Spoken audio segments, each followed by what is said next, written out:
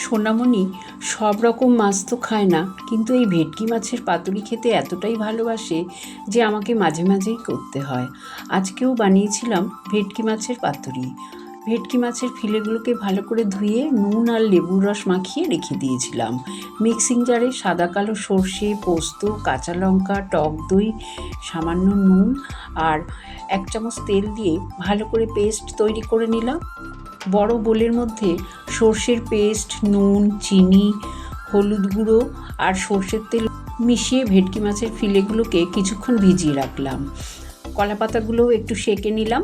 তারপরে এক একটা করে ফিলে কলাপাতার মধ্যে দিয়ে মশলা সমেত আর দিয়ে দিলাম একটা করে কাঁচা লঙ্কা, অল্প তেল। পাতাটা ভালো করে মুড়ে সুতো দিয়ে বেঁধে দিলাম। এইভাবে সবগুলো তৈরি করে নিলাম। ফ্রাইং প্যানে তেল গরম করে 2 পিঠ ভেটকি মাছের ফিলেগুলো খুব ভালো করে সেঁকে তুলে নিলাম। তৈরি হয়ে গেল সুস্বাদু ভেটকি মাছের পাতুরি। তোমরা কে কে ভালোবাসো কমেন্ট করে জানিও কিন্তু। ধন্যবাদ।